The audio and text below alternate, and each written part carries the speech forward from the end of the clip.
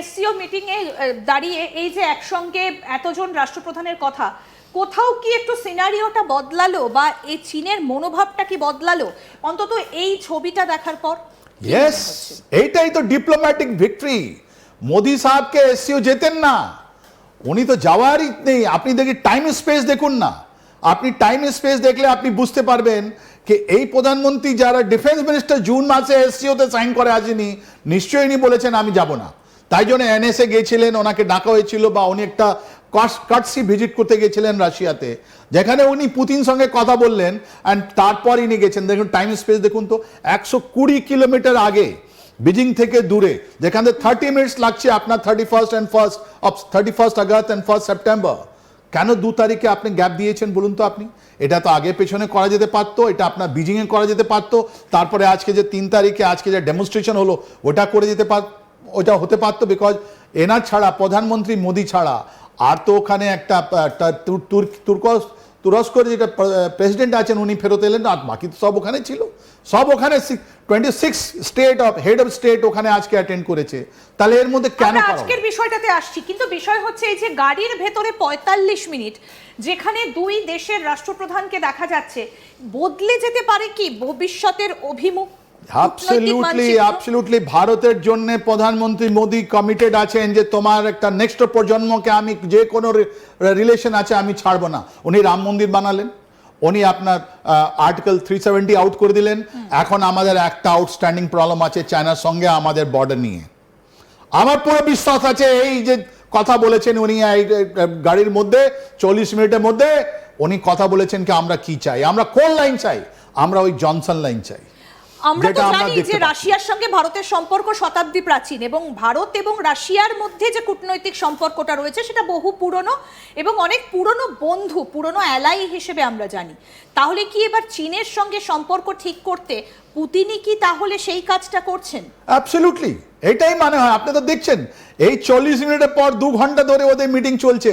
এই 5টে জিনিস আমি আপনাকে লিস্ট আউট করে বললাম, এটা বাইল্যাটারাল রিলেশন নয়। এই রিলেশন আছে আমাদের বর্ডার ডিসপিউট চায়নার সঙ্গে যেটা আছে, চায়না ওটা কমপ্লিকেট করে রেখে দিয়েছে। ওরা চাইছিল 1959 থেকে চাও এন লাই আমাদেরকে বলেছিলেন কি তুমি আমাদের এই কথাটা নিয়ে নাও, আমাদের ইস্টার্ন লাদাখ দিয়ে দাও, তোমার সব কিছু তুমি নিয়ে নাও। ওর সময় তো এইসব স্যাটেলাইট ছিল না, একটা গরিব দেশ ছিল চায়না, রাইট?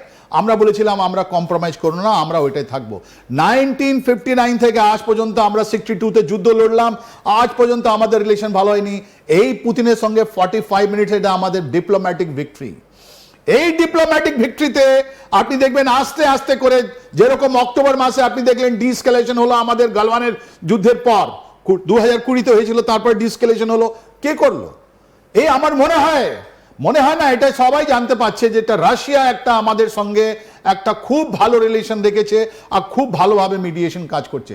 এরা দুজনের সঙ্গে যারা কথাবার্তা হচ্ছে, এটা আমাদের চায়নার সঙ্গে রিলেশন ভালো হলে আপনি কোথায় থাকবে পাকিস্তান, কোথায় থাকবে বাংলাদেশ, কোথায় থাকবে অন্য কোনো দেশ যারা আমাদেরকে প্রবলেম করছে, ওরা কোনো জায়গায় থাকবে না। আর এইটাই ইতিহাসে আমাদের মোদিজি নাম লেখা থাকবে কি উনি থাকাকালীন আমাদের চায়নার সঙ্গে যেটা প্রবলেম হয়েছিল এই 70-80 বছর ধরে, ওটা শেষ। আমরা ওইটা করতে পেরেছি যেটা অন্য কেউ রাজনেতা করতে পারেনি। তাই জন্য এটা নতুন জিনিস আপনি দেখতে পাচ্ছেন। একদিকে field marshal Asim Munir 1-to-1 talk with Trump, অন্যদিকে আমাদের প্রধানমন্ত্রী 1-to-1 টক উইথ পুতিন। এই দুটো মধ্যে যদি আপনি কম্পেয়ার মধ্যে এর মধ্যেই লুকিয়ে আছে। তাই জন্য তো বললাম এসসিও মিটিং আমাদের প্রধানমন্ত্রী যাওয়ার ছিল না কথা, উনি গেলেন, আর এটা একটা একদিনের মধ্যে গ্যাপ দেওয়া হলো যেটা আমরা চলে যেতে পারি। আর দ্বিতীয় জিনিস, জাপান বারণ করেছিল সবাই দেশকে, এটা হিউমিলিয়েশন, তোমরা যেও না।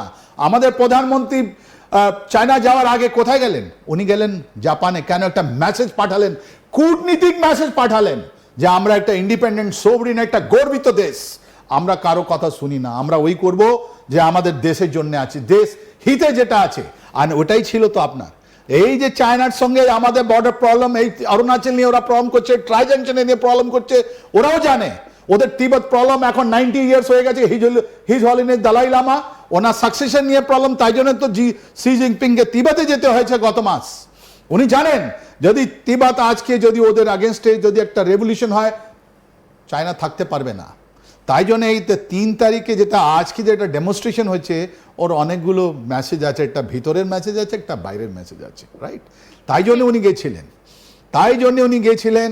আর এই যে কূটনীতি যেটা হয়েছে এবার, এই কূটনীতিতে রাশিয়া একটা অনেক বড় রোল প্লে করেছে। আর পুতিন, আপনার কি কোথাও মনে হয় যে আমেরিকার সঙ্গে পাকিস্তানের এই দহরম মহরমের ফলে চীন আর ভারতের মধ্যে সম্পর্কটা একটু তাড়াতাড়ি কাছাকাছি এলো দুই দেশ? না, এরকম কিছু নয়। দেখুন, দেশের মধ্যে রিলেশনশিপ একটা দুটো ইনসিডেন্ট নিয়ে কথা হয় না। একটা রাষ্ট্রপতি ডোনাল্ড ট্রাম্প 4 বছরের জন্য আছেন, ওর মধ্যে অলরেডি 7 মাস হয়ে গেছে, উনি 3 বছর আরো এই টাইমটা, দিস টু শ্যাল পাস, আমাদের প্রত্যেকটা অফিসে লেখা থাকে দিস টু শ্যাল পাস। কতই কঠিন পরিস্থিতি হয় না কেন, কিন্তু ওটা তাহলে এমন কি ঘটে গেল যে ভারত চীন সম্পর্ক গালওয়ানের কথা ভুলে গিয়ে, আরো সমস্ত সীমান্ত সমস্যা সবকিছু ভুলে গিয়ে চীন এবার পেহেলগামে নিয়ে যে সন্ত্রাস বিরোধী যে প্রস্তাব সেখানে সই করছে এবং ভারতের সঙ্গে এক সারিতে বসছে? কি এমন ঘটনা যার ফলে এতটা পরিবর্তন শি জিনপিং এর? এর থেকে আগেও, তাই জন্য তো রোল অফ পুতিন, এর থেকে আগেও আমি বাড়াচ্ছি আপনাকে কথা। এটা বলা হয় বরোড নাইফ কনসেপ্ট, তার মানে অন্য লোকের চাকু নিয়ে আমি হামলা করছি। এটা অপারেশন সিন্দুরের 85% যে ওয়েপন সিস্টেম ছিল, 85% থেকে বেশি যারা পহলগামে 22 এপ্রিলে যারা আমাদের এই যে সন্ত্রাসবাদী ঘটনাটা চালালো, ওর কাছে যে মোবাইল সিস্টেম ছিল, হ্যান্ডসেট ছিল, সব তো চায়না দেওয়া ছিল। তাহলে চায়নার একটা ওয়েপন সিস্টেম দিয়ে পাকিস্তান লড়লো আমাদের সঙ্গে, আমরা তো ওদেরকে শেষ করে দিলাম, রাইট? এখন এটা কি ডিফারেন্সেস হলো? এই ডিফারেন্স হলো, যদি আমাদের প্রধানমন্ত্রী এসসিওতে না যেতেন তাহলে আজকে দেশের কি বলা হতো, ইন্ডিয়া এত ইকোনমিকলি স্ট্রং আর ওরা এখন এসসিও বাইকট করেছে। তাহলে আজকে যা গ্লোরি এসসিও যারা পেয়েছে, কি না না না সবাই আছে ওখানে, দেখুন এই ছবিগুলো যাতে দেখানো হচ্ছে আমাদের প্রধানমন্ত্রী পুতিন আর জি জিনপিং এ, এটা কূটনীতিক জিনিস বার্টারিং করা হয়েছে, এইদিকে ওইদিকে করা হয়েছে, রাইট? এই জন্য উনি গেছেন। আর এই যে পুতিন আছেন, দেখুন আজকে উনি চায়নাতে বসে আছেন, কিন্তু ডমিনেট কে করছে? Who's in control of Beijing? এটা ডিপ্লোম্যাটিক জিনিসটা যেটা আছে ওটা কে কন্ট্রোল করছে? ওটা কন্ট্রোল করছে পুতিন। জি জিনপিং এর কাছে রিসোর্স হতে পারে, ওনার দেশ হতে পারে, ওনার মাটি আছে, কিন্তু ওই মাটিতে বসে আপনার কার সঙ্গে ওয়ান টু ওয়ান কথা হলো? পুতিন আর আমাদের প্রধানমন্ত্রীর সঙ্গে কথা হলো।